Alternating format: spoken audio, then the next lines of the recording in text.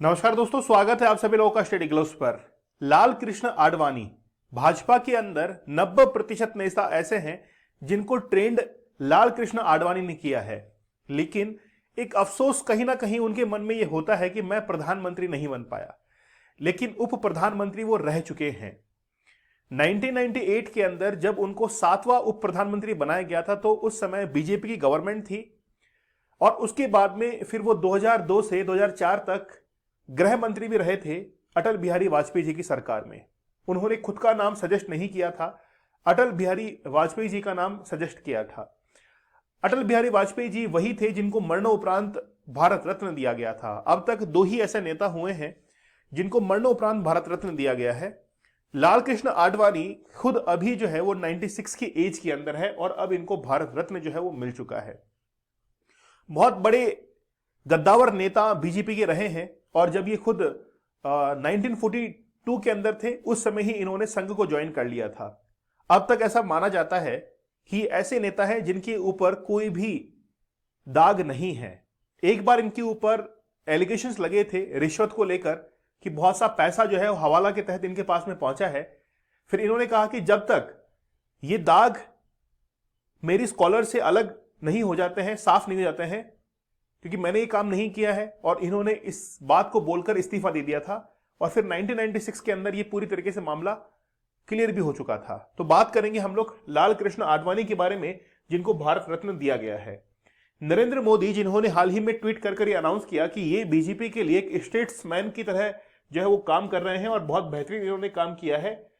Okay, और इस tweet में दो फोटोज आप लोग देख सकते हैं। एक तो पहले तो इनको बताया कि आपको भारत रत्न दिया गया है, और दूसरा फिर बातचीत जो है दोनों के बीच में की जा रही है।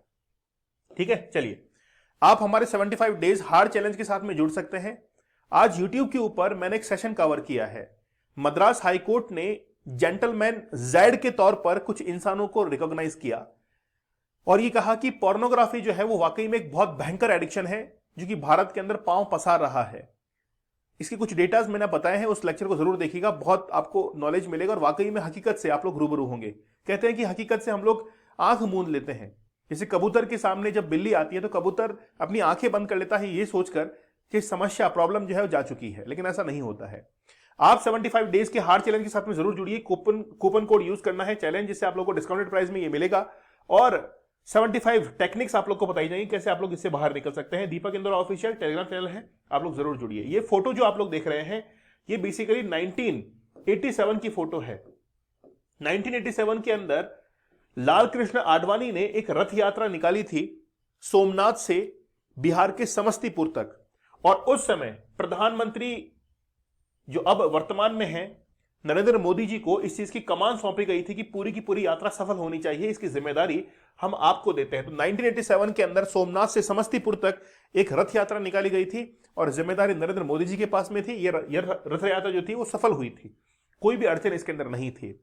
लेकिन समस्याएं पैदा हुई थी जब 25 सितंबर को, है ना, 25 सितंबर को 1990 में रथ यात्रा निकाली गई थी। सोमनाथ से ही रथ यात्रा निकली थी, और वो रथ यात्रा सोमनाथ से होते हुए एमपी, यूपी, बिहार, फिर अयोध्या तक आनी थी। सोमनाथ से अयोध्या तक उस रथ यात्रा को पहुंचना था। पहली वाली सोमनाथ से समस्तीपुर तक थी और दूसरी वाली सोमनाथ से अयोध्या तक थी। ये रथ यात्रा जो है वो सक्सेसफुली कंप्लीट नहीं हो पाई थी, है ना। क्यों नहीं हो पाई थी? क्योंकि बिहार के अंदर लालू प्रसाद यादव उस समय मुख्यमंत्री थे और वहां पर ही रथ को रोक दिया गया था और फिर इनको गिरफ्तार कर लिया गया था। एक महीने के बाद, लगभग 23 अक्टूबर की बात है, एक बार डेट आप लोग और चेक कर लीजिएगा, क्रॉस चेक कर लीजिएगा, लगभग यही डेट थी। 23 अक्टूबर 1990 को इनको क्या कर लिया गया था? अरेस्ट कर लिया गया था। ओके, तो ये रथ यात्रा जो है इसने फेमस बहुत किया था, क्योंकि बीजेपी के पास में केवल 2 ही सीट थी, लेकिन जहां जहां से इनकी रथ यात्रा गुजरी थी वहां वहां से बहुत सारी सीटें, लगभग 112 सीटें जो है इनके पास में आ गई थी, और बहुत इफेक्टिव था। सबसे ज्यादा इफेक्टिव तरीका जो है वो लाल कृष्ण आडवाणी का ये रथ यात्रा वाला रहा है, और उसी समय ही मोदी जी जो है वो हाईलाइट के अंदर आना शुरू हुए थे। पहले मैं इनके जन्म के बारे में बताता हूं कि लाल कृष्ण आडवाणी जो है बेसिकली इनका जन्म हुआ था कराची के अंदर। 8 मार्च 1927 को, देखिए जिस समय भारत के अंदर साइमन कमीशन भारत में आया था, उस समय ही हम लोग कह सकते हैं कि उसी दौर के अंदर लाल कृष्ण आडवाणी ने 1927 के अंदर भारत में जन्म लिया था और फिर 1942 के अंदर संघ को ज्वाइन किया था। तो इनकी जो जर्नी है वो बड़ी जबरदस्त रही है और कभी भी कोई इनके ऊपर दाग नहीं लगा है। अब इनको भारत रत्न दिया गया है। 2014 से अब तक 7 जो शख्सियत हैं इनको भारत रत्न मिल चुका है और हाल ही के अंदर 23 जनवरी को बिहार के जो पूर्व सीएम है कर्पूरी ठाकुर, उनको भी भारत रत्न दिया जा चुका है, यानी कि ऐलान हो चुका है मरणोपरांत इनको अब भारत रत्न जो है वो दिया जाएगा। इसके अलावा मदन मोहन मालवीय और अटल बिहारी वाजपेयी जो है उनको भी क्या मिल चुका है, प्रणब मुखर्जी है, भूपेन हजारिका है, नानाजी देशमुख है, इनको भी सम्मान मिल चुका है। केंद्र सरकार 1 साल के अंदर केवल 3 ही लोगों को यह सम्मान दे सकती है। जब इसकी शुरुआत 1954 के अंदर होती है भारत रत्न की, तो उस समय 3 लोगों को भारत रत्न दिया गया था, जिसमें CS वेंकटरमण थे, सर्वपल्ली राधाकृष्णन थे और वेंकटाचारी थे। 3 लोग जो थे उनको 1954 के अंदर भारत रत्न दिया गया था और अब तक कुल 50 लोगों को भारत रत्न दिया जा चुका है। आडवाणी 50वें नंबर के ऐसे व्यक्ति हैं जिनको यह भारत रत्न दिया गया है। तो वाकई में बहुत जबरदस्त इन्होंने काम किया है, लेकिन गृह मंत्री के तौर पर और उप प्रधानमंत्री के तौर पर भी इन्होंने काम किया। प्रधानमंत्री बनने की इनके अंदर बहुत इच्छा थी, लेकिन इनके पास में एक मौका जरूर आया था।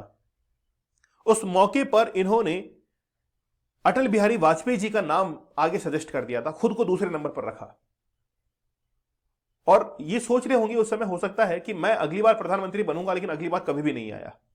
और उसके बाद में आप लोग देखते हैं कि मोदी जी की सरकार बनी है और मोदी जी प्रधानमंत्री बने और फिर इनको भारत रत्न मिल चुका है।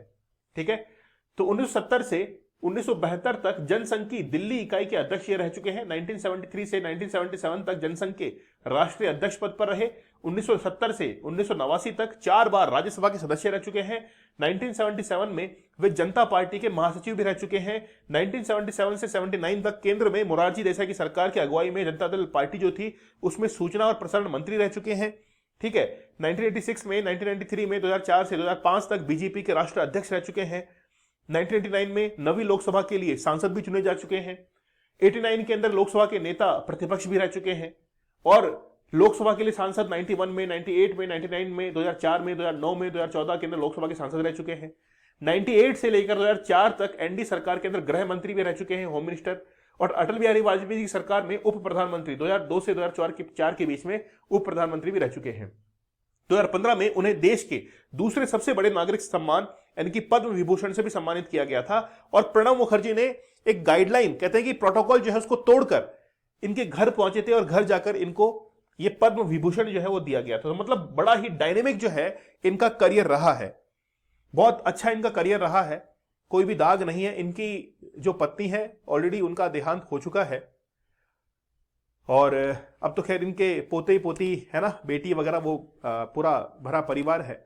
तो लाल कृष्ण आडवाणी बीजेपी के अंदर एक ऐसे गद्दावर नेता रहे हैं जिन्होंने पूरी बीजेपी को खड़ा किया है। 90% जो नेता हैं उन्होंने लाल कृष्ण आडवाणी से जी ही जो है शिक्षा ली है और इसको बीजेपी को आगे बढ़ाया है। ठीक है, आप हमारे 75 डेज हार्ड चैलेंज के साथ में जुड़ सकते हैं। बड़ा जबरदस्त बेहतरीन कोर्स चल रहा है, बहुत सारे विद्यार्थी इसका फायदा उठा रहे हैं, आप क्यों पीछे रहते हैं। चैलेंज कूपन कोड यूज करना है और आप लोग जब से ज्वाइन करेंगे तब से ही आपका हार्ड चैलेंज शुरू हो जाएगा। मतलब 75 दिन तक आप एक बार रूल्स फॉलो करके देखिए होता क्या है, क्या वाकई में कर पाते हैं। खुद के लिए भी चैलेंज होता है। दीपक इंद्रा ऑफिशियल, आप लोग टेलीग्राम चैनल को ज्वाइन कर लीजिए, यहां पर लेक्चर की पीडीएफ और अदर डिटेल जो है वो आप लोगों के लिए अवेलेबल रहेगी। तो मिलते हैं आप लोगों से अगले सेशन में, तब तक धन्यवाद, थैंक यू, जय हिंद।